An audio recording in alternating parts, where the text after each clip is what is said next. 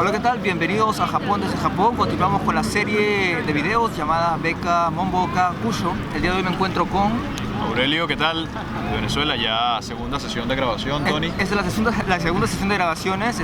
Para las personas interesadas en obtener una beca de posgrado para venir a estudiar aquí a Japón, pues este video incluye muchas referencias y links. También tenemos el blog de Aurelio que les recomiendo visitar, los links están en la descripción. Y el día de hoy vamos a continuar entonces y vamos a hablar de lo que pasa, de lo que sucede después de haber enviado los documentos finales, de haber sido preseleccionado. ¿Qué sucede después de haber contactado a los profesores japoneses, de haber recibido la carta de aceptación de las universidades japonesas? Bien, como mencionamos en el video anterior, ya cuando uno aplica con el profesor y con la universidad como tal para la obtención oficial de la carta de aceptación, sí. Básicamente es esperar a que esa carta de aceptación llegue en correo físico a tu domicilio, bueno, a la dirección que le especifiques a la universidad. La carta te llega y tú tienes que entregar esas cartas de aceptación a la embajada de Japón de tu país. Por lo menos en mi caso creo que uno lo podía entregar gradualmente, pero ellos te dicen, bueno, tráenos todas de una vez cuando las tengas las 3 listas, y simplemente tú entregas esos papeles y ya ellos proceden a finalizar el expediente, o digamos como tu carpeta con toda tu información, tus documentos, etcétera. Y esa información va a ir a Japón. Obviamente te van a decir un deadline, creo que es por allá, creo que antes de octubre, más o menos. Claro, entre septiembre y octubre, sí. La embajada está armando el paquete de documentos que tú necesitas. Las cartas de aceptaciones tienen que llegar en físico y a veces te vienen directamente a ti, a veces directamente a la embajada. Por ejemplo, en mi caso, yo tuve que dar la dirección de la embajada porque mi universidad, las universidades que me aceptaron en Japón, lo enviaron directamente hacia la embajada y la embajada las recibió. Fue formando el paquete de documentos que luego son enviados para Japón. Y en todo ese lapso, digamos entre octubre, noviembre, diciembre y enero, solamente tienes que esperar y estar pendiente a contactos que tengas con tus profesores desde Japón, o quizás si la embajada requiere algún otro documento adicional. Correcto. Sí, de hecho, en lo que es este tiempo entre octubre, que ya entregaste las cartas de aceptación, y hasta que obtienes alguna respuesta de cualquier tipo, de la embajada o de la universidad, es un tiempo que no haces nada, realmente no tienes que hacer absolutamente nada. Y lo que pudiese llegar a pasar en tal caso es que tu profesor te contacte diciendo, mira, me contactaron del Ministerio de Educación para continuar el trámite, etc. O sea, si te llega un correo de ese tipo, tú ya sabes que quedaste, o sea, que te van a mandar a esa universidad. Lo más probable es que te manden a esa universidad porque ya están haciendo los trámites con el profesor, confirmando que la información es correcta, etc. Sí, sin embargo, la información oficial de llevar el título de seleccionado viene en febrero. Sí, viene en febrero, sí, ya es casi prácticamente un mes antes de que te vayas a Japón, que te dicen oficialmente, mira, vas a ir a la Universidad de Tokio, vas a ir a la Universidad de Nagoya, la que sea que haya estado entre las opciones que seleccionaste. Entonces, básicamente, después de haber pasado este proceso tedioso que es el de envío de documentos del que hablamos en videos anteriores, tienes este tiempo de espera y finalmente el resultado llega en febrero. El resultado lo envían desde Tokio a la embajada cuando te confirman que tienes el título de becario del gobierno japonés. Correcto. Y una vez que eres becario, eso ocurre más o menos en el mes de febrero, a veces a finales de febrero, y de ahí tienes una ventana de tiempo que es bastante corta para prepararte para el viaje. Es correcto. Porque usualmente las personas que vienen en abril vienen los primeros días de abril. Yo, por ejemplo, llegué el 4 de abril. Sí, yo también llegué También llegaste el 4 de abril. Entonces, estamos hablando de finales del mes de febrero. Tienes solamente un mes para prepararte para el viaje. Y eso incluye visa, prepararte mentalmente, preparar el equipaje, preparar, no sé, las cosas que vas a llevar, las cosas que tienes que dejar en tu país antes de viajar. No sé, ¿querías decir algo más? A pesar que la confirmación oficial llega en enero, febrero, etcétera, bueno, más o menos a principios de ese año en el que te vas a ir, bueno, ya uno se va haciendo la idea, y ya al estar preseleccionado, o sea, son, digamos, pocas las probabilidades de que no quede seleccionado, pero puede pasar, ¿no? Por eso es que siempre se maneja el término de preseleccionado, hasta que te llega la confirmación oficial desde Japón, ¿no? Pero bien, como dices tú, sí, o sea, digamos, si tú no sabes si vas a Tokio, Nagoya o Kioto, como que no te puedes preparar, bueno, mira, voy a buscar, qué sé yo, un apartamento, si es que quieres llegar al apartamento, o mira, voy a revisar cuáles son los dormitorios que están ahí para ver a cuál aplico, si es que puedes aplicar. Pero tienes solamente... Hay muchas cosas que uno puede planificar antes de querer viajar a determinada ciudad. Pero vayamos, una vez que tienes la confirmación de Japón, empiezas primero con el proceso de visa. Sí. Y usualmente a veces se requiere conexiones, a veces no, y eso implica no solamente obtener la visa japonesa, sino la visa del país donde vas a hacer conexión. Correcto. En mi caso, por ejemplo, yo hice conexión en Canadá. ¿Tú hiciste algún tipo de conexión o tu vuelo fue directo desde Venezuela a Nagoya? No, el vuelo desde Venezuela no es directo hasta Japón. Bueno, como me imagino, prácticamente todos los vuelos desde Sudamérica o Centroamérica.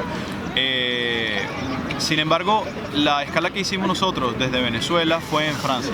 En Francia, bien. Y como venezolanos no necesitamos visa para estar en Francia, digamos, y menos para estar en tránsito, ¿no? En tu caso fue diferente porque tú fuiste por Europa. Correcto. Yo crucé el Pacífico directamente a Narita. No, imagínate, no. Y nos fuimos por lados Mi ruta completamente opuestas. mi ruta fue totalmente diferente. De hecho, fuimos Venezuela, Francia, Japón. Algunos fueron a Tokio, algunos fueron a Osaka, dependiendo de la universidad a la que fueron. ¿Cómo es el trámite de la visa japonesa? Yo creo que es bastante sencillo. Es ¿verdad? extremadamente sencillo. Mira, es incluso más sencillo que el trámite de la visa turista japonesa, que ya es bastante fácil de por sí. De hecho, uno como becario MEXT, realmente eso no tienes que dar ningún papel, de ahora que recuerdo. O sea, bueno, obviamente es gratuito, no tienes que pagar el costo de la visa, que bueno, solamente es algo muy poco, es bastante económico. Sí. No tienes que pagar nada.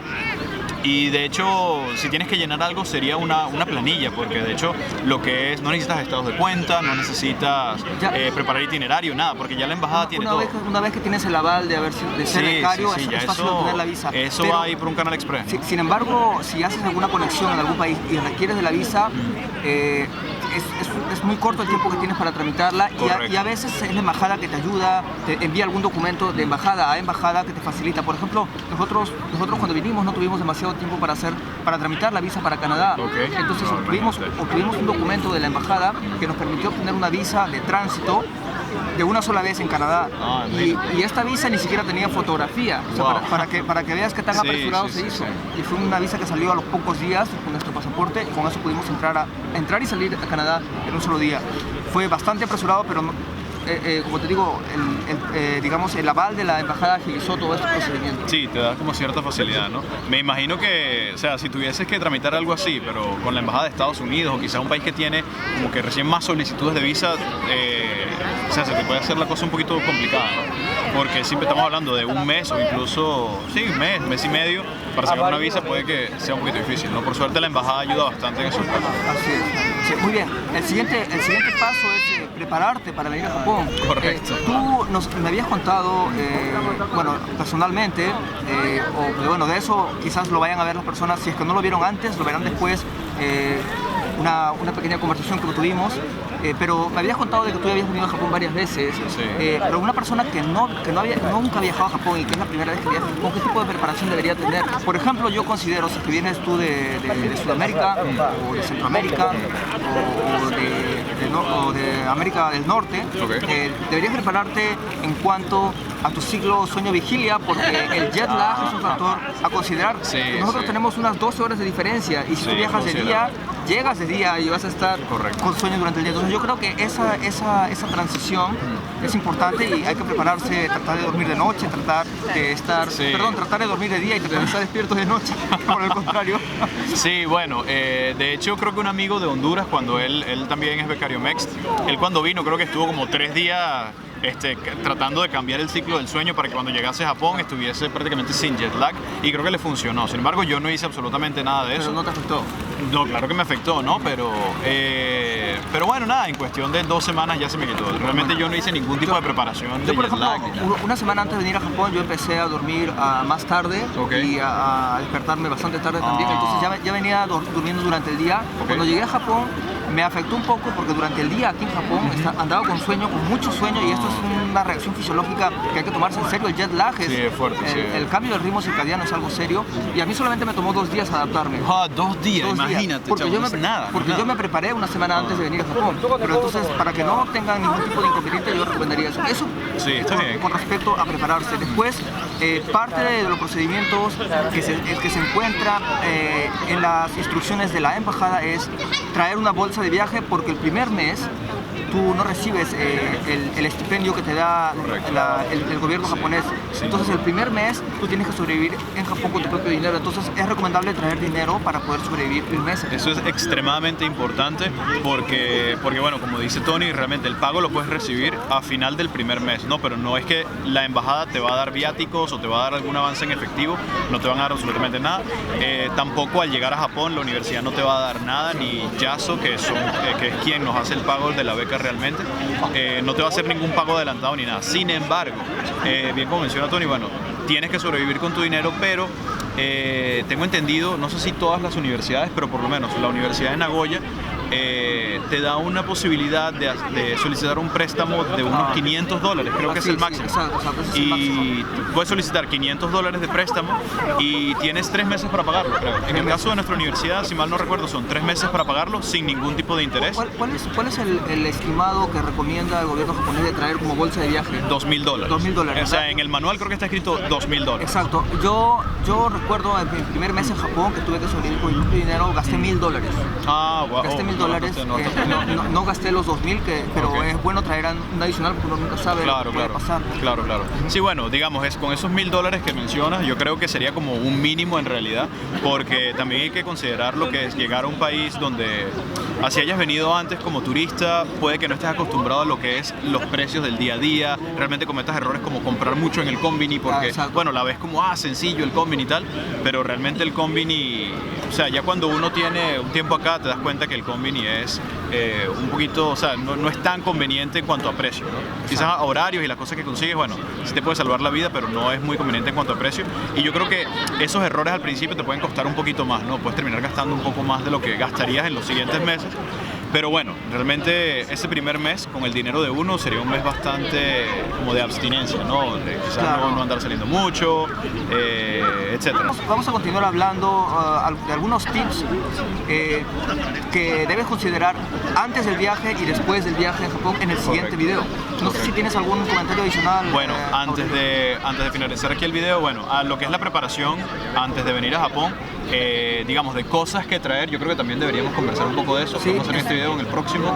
Vamos a hablarlo en el próximo video mejor. Correcto, sí, porque hay cosas que, o sea, a pesar de que en Japón hay todo, uno, bueno, no solo porque esté acostumbrado, sino lo que es, por ejemplo, desodorante, me parece súper importante, que es un detallazo que, bueno, puede ser un poquito difícil. Y algunas cuestiones de ropa también, que bueno, aquí las cosas en Japón son muy japonesas, ¿no? A pesar que hay marcas de todo el mundo, pero tienen sus particularidades. Si es la primera vez que vienes, te va a costar un poco adaptarte porque es algo totalmente nuevo, entonces es bueno venir preparado. De esos tips antes y los primeros días después de haber llegado a Japón vamos a hablar en el siguiente video. Muchas gracias, Aurelio, y vamos a aprovechar que estamos aquí para disfrutar del Hanami.